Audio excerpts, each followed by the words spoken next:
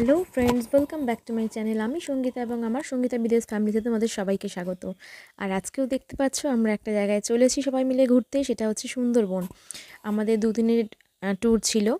তো আমরা আজকে হচ্ছে 29 ডিসেম্বর আমরা বেরিয়ে পড়েছি। এখন ভোর 6:30 বাজে। তো আমরা শিয়ালদা স্টেশনে যাওয়ার জন্য বেরিয়ে পড়েছি এবং আমাদের গাড়িও চলে এসছে। একটা উবের এক্সেল বুক করা হয়েছিল, যেহেতু আমরা 6জন আছি সেই জন্য লাগেজ টাগেজ নিয়ে বেশ একটু বড়সড় গাড়ি ছাড়া হবে না। তো এই আমরা উঠে বসছি গাড়িতে। আর আমরা এখন যাচ্ছি হচ্ছে শিয়ালদা স্টেশন। সেখান থেকে 7:42-এ যে ক্যানিং লোকালটা আছে সেখান থেকে আমরা ক্যানিংয়ে যাব। এবং গাড়ি দেখতেই পাচ্ছ চলেই এসছে এবং আমরা সবাই মিলে লাগেজ টাগেজ গুছিয়ে নিচ্ছি। আর এই ভোরবেলায় একটা কোনো জায়গায় যাওয়ার একটা মজাই আলাদা। আমাদেরও খুবই মজা হচ্ছে, কারণ সুন্দরবন এর আগে কোনোদিনও যাইনি এবং নতুন কোনো জায়গা এক্সপ্লোর করতে আমার তো ভীষণ ভালো লাগে। সবাই মিলে গাড়িতে উঠেও পড়েছি। এবার গাড়ি ছাড়ার পালা। তো আমরা নিজেরা আলোচনা করছি যে এরকমভাবে বসলে ওরকমভাবে বসলে হয়তো ভালো লাগতো। তো পেছনে স্বদেশদা আর রাজ আছে, আমার দুই দেওর, আর মাঝখানে আমরা বসেছি, আর সামনে বাবু। তো আমরা শিয়ালদা স্টেশনে পৌঁছেও গেছি। পৌঁছে আমরা ক্যানিং লোকালে উঠেও পড়েছি। দেখতেই পাচ্ছ প্রচণ্ড ভিড় হয়েছে। সাধারণত এত ভোরবেলায় এত ভিড় থাকে না ট্রেনে। তো যেহেতু সুন্দরবন ট্রিপ এখন চলছে, সবাই যাচ্ছে, সেই জন্যেই ট্রেনে এরকম ভিড়। আর এই ভোরবেলায় ট্রেনে যেতে যেতে একটা মনোরম দৃশ্যের একটা ছবি আমি ক্যামেরাবন্দি করেছি। খুবই ভালো লাগছে। ভোরের হালকা আলোটা, মানে সূর্যের আলোটা এরকম মাঠে পড়ছে সোনালি ক্ষেতের মধ্যে, দেখতে ভীষণ ভালো লাগছে। আমরা এখন ক্যানিং স্টেশনে এসে পৌঁছেও গেলাম। দেখতে দেখতে প্রায় 1 ঘন্টা 15 মিনিট আমরা ট্রেন জার্নি করলাম, করে ক্যানিং স্টেশনে এসে পৌঁছালাম। পৌঁছে আমাদের যিনি ক্যানিং থেকে পিক আপ করবে আর কি, যেই ট্রাভেলসের সঙ্গে আমরা যাচ্ছি, তো তাদের যে আমাদের যে গাইড আছেন যে পিক আপ করবে, তার জন্য আমরা ওয়েট করে আছি। সে আসবে, এসে আমাদের ক্যানিং থেকে নিয়ে যাবে। এবং ক্যানিং থেকে সে আমাদের চলেও এসেছে নিতে। এবং এরকম একটা গাড়ি করে আমাদের প্রথমে গদখালি পর্যন্ত নিয়ে যাওয়া হচ্ছে। তো গদখালিতে নেমে তারপরে আবার লঞ্চে করে যাব।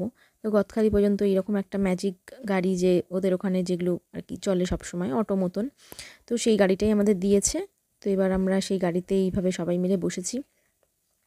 আর ক্যানিং তো যেহেতু আমাদের সচরাচর যাওয়া আসা আছে, তো সেই জন্য খুব একটা যে অসুবিধা হচ্ছে তা নয়, একদম আননোন জায়গা লাগছে না। আর এই ক্যানিং থেকে গদখালি যেতেই মাঝে একটা জায়গায় এরকম আমরা ব্রেকফাস্ট করে নিচ্ছি। তো এখানে কচুরি, আলুর দম আর একটা করে মিষ্টি, জলের বোতল দেওয়া হয়েছে। তো খাবারটা খুব সত্যিই ভীষণ টেস্টি ছিল, খুবই ভালো খেতে ছিল। তো এরকমভাবে আমরা সবাই চেয়ারে মানে রোদের মধ্যে বসে পড়েছি, আর রোদটা গায়ে লাগছে, ভীষণ ভালো লাগছে। তো তোমরা দেখতে থাকো ব্লগটা, অবশ্যই ভালো লাগবে। এইটা হচ্ছে আমাদের গাড়ি, আর এইটা হচ্ছে একটা ছোট্ট ধাবা যেখানে আমরা এখন ব্রেকফাস্ট করলাম। আশেপাশের পরিবেশটা খুব সুন্দর। আমাদের খাওয়া দাওয়া সব হয়ে গেল, আমরা এবার গাড়িতে গিয়ে আবার বসছি। নাও জ্যাকেটটা নাও। এইটা আমার ব্যাগ নিয়ে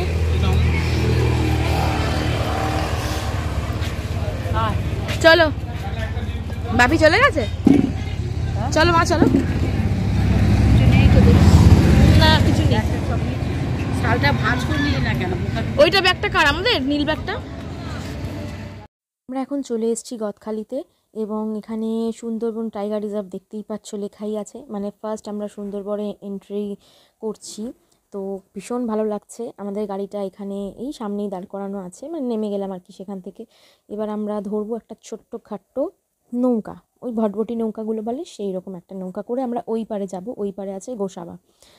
তো আমরা এখানে সবাই মিলে যাচ্ছি জেটির কাছে, যেখান থেকে আর কি লঞ্চ বা বোট, লঞ্চ বলো বা ছোটো ভটভটি নৌকা বলো, যেখানেই হোক উঠবো। উঠে তারপরে সেখান থেকে আবার গোসাবা যাব। গোসাবায় আমরা যাব হচ্ছে বেকন বাংলো, হ্যামিল্টন বাংলো, সেগুলো দেখতে। তো চলো আগে লঞ্চে উঠি, উঠে তারপরে তোমাদের সাথে কথা।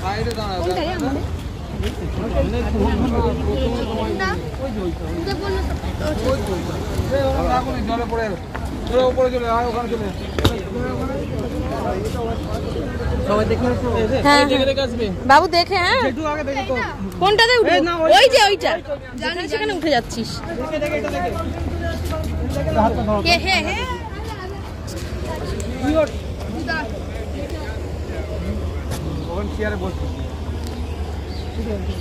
বাবু ওঠ।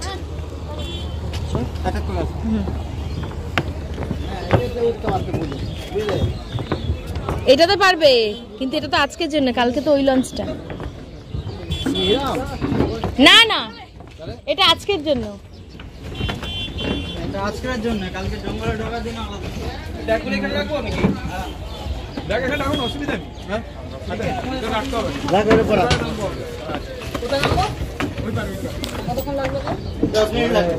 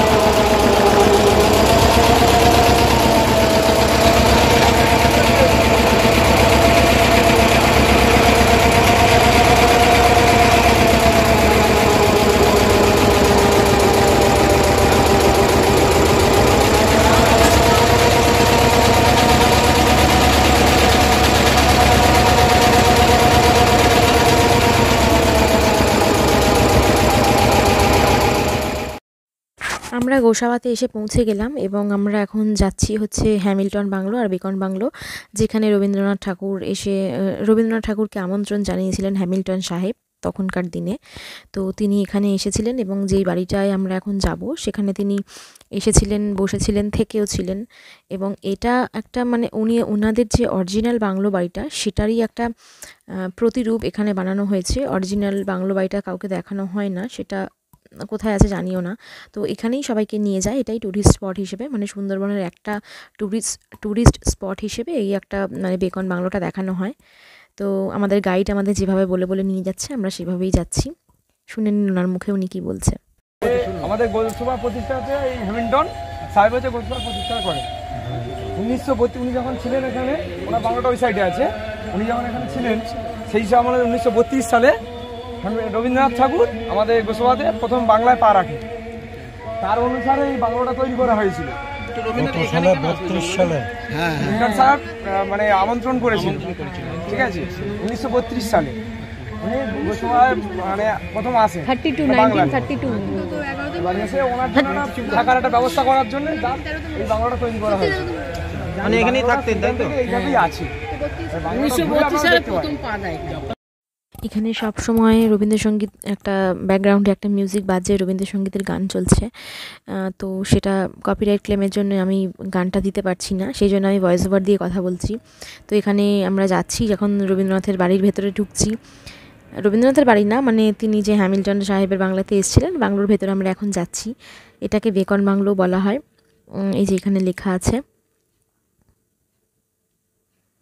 তো বাড়ির ভেতরে আমরা এখন ঢুকছি, দেখি কি আছে সেটা দেখার জন্যই ভেতরে যাব। তো সেরকম কিছুই নেই, পুরো বাড়িটাই মানে ফাঁকা একদমই। রুমগুলোতে তালা মারা আছে, রুমের ভেতরে তো কাউকে ঢুকতে দেওয়া হয় না, ওই চারপাশটা একটু ঘুরে দেখার মতন। আর যে এখানে যে একটা পার্ক মতন আছে, এই যে বাড়ির ভেতরটা একদম ফাঁকা, কিচ্ছু নেই। আমরা বাড়ির চারিদিকে একটু ঘুরে ঘুরে দেখলাম, আর বাড়ির বাইরেটা একটু পার্ক মতন, চারিপাশেই শুধু জঙ্গল, গাছ আর গাছ। তো এখানে সেরকম দেখার কিছু নেই, মানে এইটাই দেখার আর কি। তো এবার মেন হচ্ছে আমাদের আকর্ষণ হচ্ছে ফরেস্ট। যখন ফরেস্টের ভেতর যাব তখন একটা আলাদা এক্সাইটমেন্ট, ওটা ভেবেই আমার ভীষণ ভালো লাগছে। তো যাই হোক, এইটা দেখে নিয়ে এখন তো সামনে পার্কে কিছু ছবি টবি তোলা যাবে, সেরকম কিছু মানে মূর্তি টুর্তি করা আছে। রবীন্দ্রনাথ ঠাকুরেরও একটা মূর্তি আছে, তারপরে পাশে বাঘের একটা মূর্তি, তারপরে এখানে যে ট্রাইবালরা থাকে, যে আদিবাসী নৃত্য যেটাকে বলা হয়, তো সেরকম একটা মাটি দিয়ে পুতুলের মতন করা আছে। তো সেখানে দাঁড়িয়ে সবাই ফটোশুট করছে। আমরা একটা রিসর্টে এসেছি, মধুবনী রিসর্ট না কি যেন রিসর্টটার নাম, আপনজন রিসর্ট। আপনজন রিসর্ট। এই রিসর্টগুলোর হচ্ছে এই যে রুম, এইগুলো। এখানেই আজকে আমরা রাত্রিটা থাকবো। খুব সুন্দর পরিবেশটা ভেতরের, চারিদিকে এরকম ফুলের বাগান আর ছোট ছোট রুমগুলো আছে, বেশ ভালো।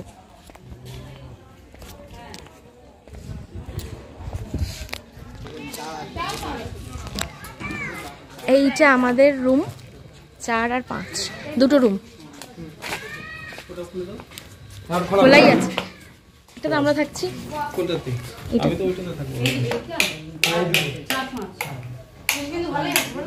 এই হচ্ছে রুম। হ্যাঁ দিয়েছে। আর লাইট নেই, একটাই লাইট, টিউব লাইট। কই টিউব লাইট? এই হচ্ছে আর একটা রুম। বাবা এটাইটা আমরা নেব, এটা আমি নিই। গরম না যে এখন চোখ গরম হয়ে গেছে বলো। আমরা অনেকক্ষণ আগে রিসর্টে পৌঁছে গেছি। এখন এই যে দোলনা চড়ছি বসে বসে, বাবু এইটাতে আর আমি এইটাতে, দেখতেই পাচ্ছি পেছনে মা। এখন আমরা যাব লাঞ্চ করতে। এই পাশেই একটা জায়গায় লাঞ্চের অ্যারেঞ্জমেন্ট করা আছে, সেখানে যাব। আমরা আসলাম এখানে রিসর্টে এসে স্নান টান করলাম, সব করে টোরে তারপরে এবার এখন যাব লাঞ্চ করতে। খুব মজা লাগছে। আর রিসর্টটা ভীষণ সুন্দর, ভীষণ সুন্দর, এত সুন্দর। আশেপাশের পরিবেশটা দেখেই বুঝতে পারছো, আশেপাশের পরিবেশটা ভীষণ সুন্দর। চারিদিকে ফুল গাছ, ভীষণ সুন্দর রোদ্দুর। হ্যাঁ, এখানে দড়িও টাঙানো আছে, জামা কাপড় কেচে আরামসে এখানে মেলে যাওয়া যাবে, শুকিয়েও যাবে। খুব সুন্দর চারিদিকটা। আমরা রিসর্টে ফ্রেশ হয়ে গিয়ে এখন লাঞ্চ করতে চলে এসেছি। ফ্রেশ ট্রেশ হয়ে নিয়েছিলাম। তো লাঞ্চে আমাদের দিয়েছে হচ্ছে 2 রকমের মাছ, আর্ধেক খাওয়া হয়ে গেছে, তারপর ভিডিও করলাম। ডাল, ভাত, বেগুন ভাজা, আর খুব সুন্দর টেস্টি রান্না যেটাকে বলে, ভীষণ সুন্দর। মানে শুধু ডাল আর বেগুন ভাজা দিয়েই খাওয়া হয়ে যাচ্ছে। 2 রকমের মাছ দিয়েছিল, একটা কাতলা আর একটা হচ্ছে ভোলা মাছ টাইপের, ওরকম ভেটকি টাইপের ওরকম একটা মাছ দিয়েছিল, কি মাছ মনে পড়ছে না। তো ওই মাছ আর চাটনি, মিষ্টি, পাঁপড়, এইগুলো তো আছেই। খাবারটা খেয়ে দিয়ে আমাদের আবার 4টের সময় লঞ্চে বেরোতে হবে। আমরা আবার আসলাম, এখন প্রায় বিকেল 4টে মতন বাজে। আমরা আবার এসেছি। আমরা এখন পাখিরালয়ে, এই জায়গাটার নাম হচ্ছে টাইগার মোড়। টাইগার মোড়ে এসেছি। আমরা লঞ্চে করে আবার যাব হচ্ছে কোথায় কোথায় ঘোরাবে জানি না, এখন যেসব জায়গাগুলো ঘোরাবে সেগুলো লঞ্চে ঘুরবো। তো এই হচ্ছে পেছনের জেটি, যেখানে লঞ্চে উঠবো সেই জায়গাটা। এই লঞ্চগুলোর মধ্যে একটাতে হয়তো উঠবো, দেখি কোনটাতে আমাদেরকে তুলে কিছু কিছু জায়গা ঘুরবো, তারপরে আবার সন্ধ্যেবেলায় রিসর্টে চলে যাব।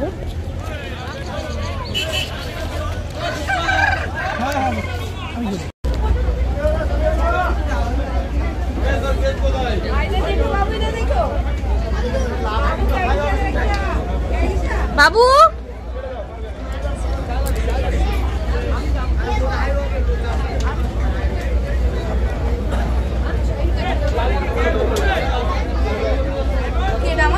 হ্যাঁ বসো, ঠিক আছে। বাপি আস্তে আস্তে উঠুন।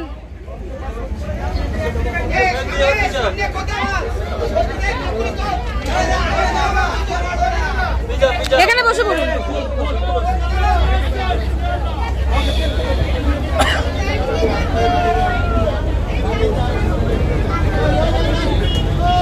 বাবু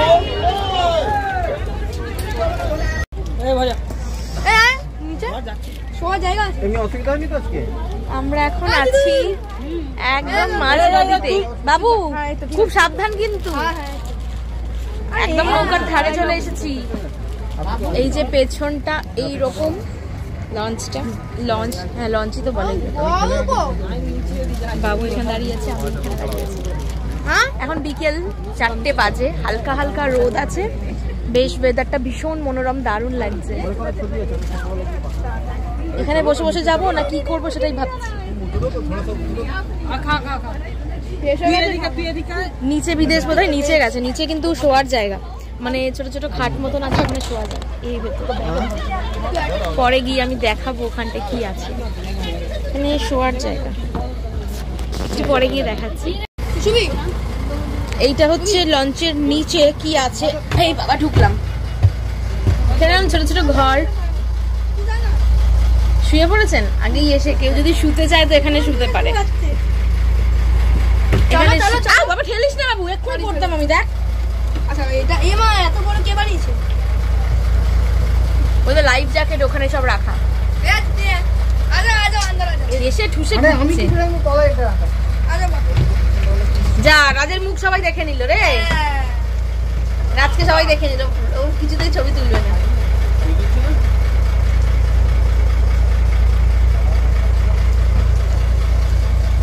এই যে রাত্রে যে সবগুলো মানে নাইট স্টে করে নৌকার মধ্যে, তারা এরকম ভাবে মাঝ নদীতে এরকম ভাবে স্টে করে থাকবে, আর আমরা এরকম ভালো লাগবে। এই যে টয়লেট, তুমি তো তখন পছন্দ হলো না, মাঝ নদীতে থাকবো না।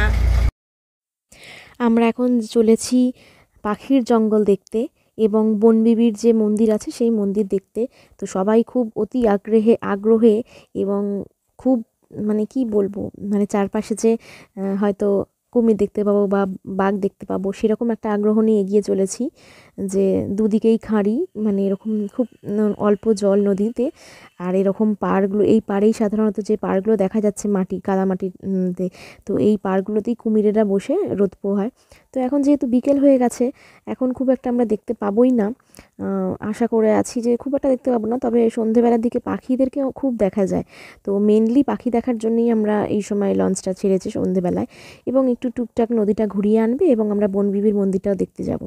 তো সেই হিসেবে আমরা এখন ওয়াক্সপোল ঘাটের দিকে যাচ্ছি, আর দুধারে একদম দেখতে দেখতে যাচ্ছি, আর ভীষণ মজা হচ্ছে, কারণ এই ফার্স্ট টাইম লঞ্চে এইভাবে একটা ঘোরার অনুভূতি, একদম প্রথমবার লাইফে, তো সেই জন্য তো আলাদা একটা মজা আছেই।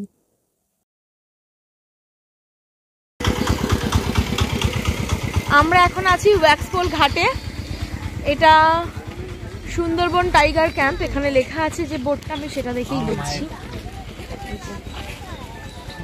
তো এখানে বনবিবির মন্দির আছে, তো বনবিবি তো এখানকার খুব ফেমাস একজন দেবী, তো সেই মন্দিরটা দেখার জন্য আমরা আসলাম। আর এখন প্রায় বিকেল 4:30 বেজে গেছে, 5টা বাজতে চলছে, একটু মানে বিকেল বিকেল হয়ে গেছে, ঠান্ডা ঠান্ডাও লাগছে, সেই জন্য গায়ে চাদরটা নিয়ে নিয়েছি। তো যাই মন্দিরে দেখি কি আছে। আমরা এখন বনবিবির মন্দির দেখতে চলে এসেছি, এই হচ্ছে বনবিবি। আর বনবিবি মানেই হচ্ছে এখানকার সুন্দরবনের লোকেরা এই দেবীকে খুবই মানে, তার কারণ হচ্ছে বাঘের আক্রমণ থেকে বাঁচান নাকি এই দেবী। তো তারা যখনই জঙ্গলে যায় কাঁকড়া ধরতে বা মধু সংগ্রহ করতে, তখন তারা যাতে বাঘের কবলে না পড়ে, তো সেই জন্য এই দেবীকে স্মরণ করে তারা জঙ্গলের দিকে যায় আর কি। তো আমরা এই বনবিবির মন্দির চত্বরটা দেখে নাও খুব ভালো করে, খুবই ভালো সুন্দর জায়গা। এইটা হচ্ছে মানে এটা হচ্ছে গ্রাম, মানে এই পাশে নদীর এই পাশটা হচ্ছে গ্রাম, মানে যেখানে সবাই বসবাস করে অনেক লোক, এবং নদীর ওই পারটাই হচ্ছে ফরেস্ট, সেখান থেকে বাঘ যখন তখন চলে আসতে পারে। তো বনবিবির মন্দির দেখে আমরা আবার লঞ্চে করে চলে এসেছিলাম আমাদের পাখিরালয়তে, যেখানে আমাদের কটেজটা আছে আর কি, রিসর্টটা। তো আমরা আবার রিসর্টে ফিরে যাব, সেখানে ঝুমুর নাচের আয়োজন করা হয়েছে, এবং আমাদের রিসর্টের সামনেটা ঠিক এইরকমই মার্কেট, মানে রিসর্ট থেকে বেরোলেই এরকম মার্কেট একদম। তো মার্কেটের খুব বেশি ভিডিও আমি করতে পারিনি, তো হালকা করে দেখিয়ে দিলাম মার্কেটটা। তো এইসব ব্যাগগুলোর মানে প্রচুর সুন্দরবনের যাবতীয় এরকম ব্যাগ ট্যাগ বিক্রি হচ্ছে, প্রচুর জিনিসপত্র বিক্রি হচ্ছে, এবং দামটা একটু বেশি, কিন্তু তবুও ঠিক। এটা হচ্ছে আমাদের রিসর্টের রাত্রির বেলাকার ভিউ, রাত্রিটা কেমন লাগছে দেখতে, রিসর্টের লাইট দেওয়া আছে, খুব সুন্দর লাগছে। এখনই ঝুমুর নাচ হবে,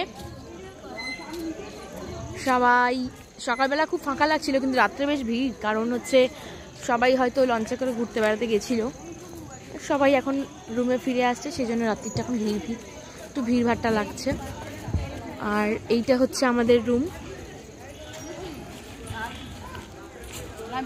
এখনো খাবার দেয়নি, কিন্তু আমরা যে রিসর্টে আছি রিসর্টে আর এইটা হচ্ছে রিসর্ট, ওই তুই পিতমের ঘরে সে দেখেছিলিস না, ছোট ছোট চাবি, সেই দোলনা।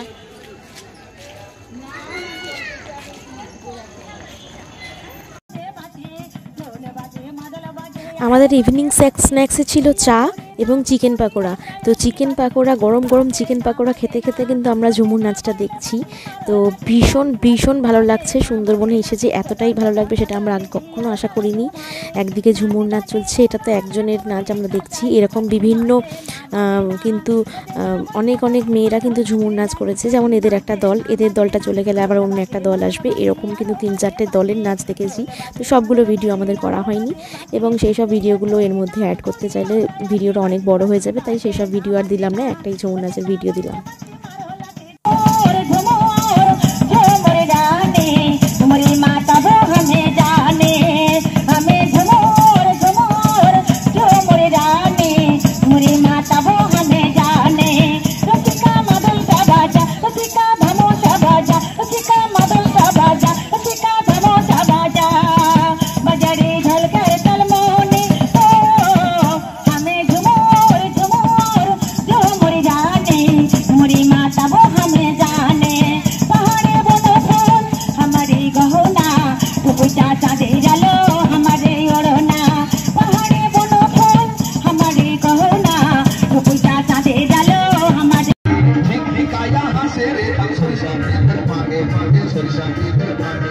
সোনালি রূপালি রানে রাঙা হইল নদী নিতালি পাঠাইতাম ওই মনের নেতা পাইতাম যদি জল ছড়াইয়া সালুর পানি নাচে ধইয়া ধইয়া বাড়ি নাচে ধইয়া ধইয়া নাও ছাড়িয়া দে তাল ঘুরাইয়া দে ছল ছড়াইয়া চল প্রেম মাঝ দইরা দিয়া চল মাঝ দইরা দিয়া মাঝ দইরা দিয়া চল মাঝ দইরা দিয়া মাঝ দইরা দিয়া চল মাঝ দইরা দিয়া মাঝ দইরা দিয়া চল মাঝ দইরা দিয়া। আচ্ছা, এইবার আমাদের ঝুমুর নাচ দেখা হয়ে গেল, বাউল গান শোনা হয়ে গেল। এবার আমাদের হবে হচ্ছে ক্যাম্প ফায়ার, যেটা আমাদের কথা হয়েছিল। তো আমরা সবাই একা একা এখানে এসে বসছি এবং শীতের রাত এবং আগুন জ্বালানো হলে খুব ভালোই লাগে, মানে আগুন পোহানো আর কি। এবং আগুন পোহাতে পোহাতে আমরা সুন্দরবনের নানান মানে অজানা যেসব ঘটনাগুলো ঘটে, নানা রকম সেসব গল্পগুলো শুনছি আমাদের গাইডের মুখে। তো সেগুলো শুনতে দারুণ লাগছে। এবং এখানে আমাদের প্রথম যে কাঠ ধরানো হলো যে আগুনটা, সেটার ভিডিও এটা। আর সুন্দরবনে যে মধু সংগ্রহ যারা করতে যায় এবং কোন মধুটা একদম প্রপার পিওর, সেই মধু কীভাবে তো মানে আসে মৌমাছির মাধ্যমে, এবং বাঘেরা যাদেরকে আক্রমণ করেছে সেই সব গল্প, বিভিন্ন ধরনের গল্প আমরা শুনছি বসে বসে। এবং তার সাথে আমাদের এবার এখানে যে ক্যাম্প ফায়ারটা হচ্ছে সেখানে আগুনও পোয়াচ্ছি এবং তার সাথে এরকম নানান সুন্দর সুন্দর গল্প শুনছি। তো একটা আলাদাই ব্যাপার, মানে খুবই ভালো লাগছে যে আমি ভাষায় প্রকাশ করতে পারছি না। তো ঠান্ডার আর ইনি হচ্ছেন আমাদের গাইড, যিনি এখন যাকে এই ভিডিওর মাধ্যমে দেখতে পাচ্ছেন আপনারা, এটা হচ্ছে আমাদের গাইড।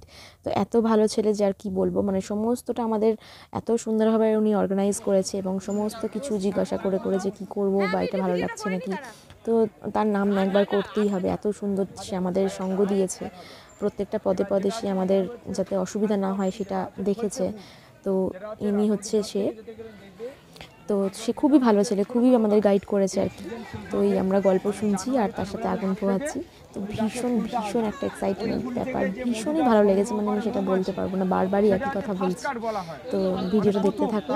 আর এই ভিডিওর মাধ্যমে আমি ফার্স্ট পার্টটাই দেখাচ্ছি, মানে প্রথম দিন আমরা যা করেছি, এবং সেকেন্ড দিন যখন আমরা জঙ্গলে গেছি সেখানে কি দেখেছি সেটা পরের ভিডিওতে থাকবে। আর দেখতেই পাচ্ছ রিসর্টটা, আর রিসর্টের মাঝখানে আমাদেরই একমাত্র ক্যাম্প ফায়ারটা হচ্ছে। আর কিন্তু কোনো পার্টির সেরকম ক্যাম্প ফায়ার হয়নি, কোনো গেস্টদেরই হয়নি, হয়তো পরে অন্য দিন আছে, কিন্তু এই মানে সেই দিন আমাদেরই ফার্স্ট, মানে প্রথম ক্যাম্প ফায়ার, মানে আমাদের ট্রাভেলস এজেন্সি যে ক্যাম্প ফায়ারটা করেছিল সেটাই। তো যাক গিয়ে আমাদের এইসব গল্প করতে করতে অনেক রাত হয়ে গেছে, প্রায় 10টা বাজে, এবং আমরা ডিনার করতে চলে এসেছি। এবং ডিনারে আছে হচ্ছে ফ্রাইড রাইস আর মাটন। তো আমার ছেলে তো মাটন খায় না, তো তাকে আলাদা করে চিকেন দিয়ে গেছে।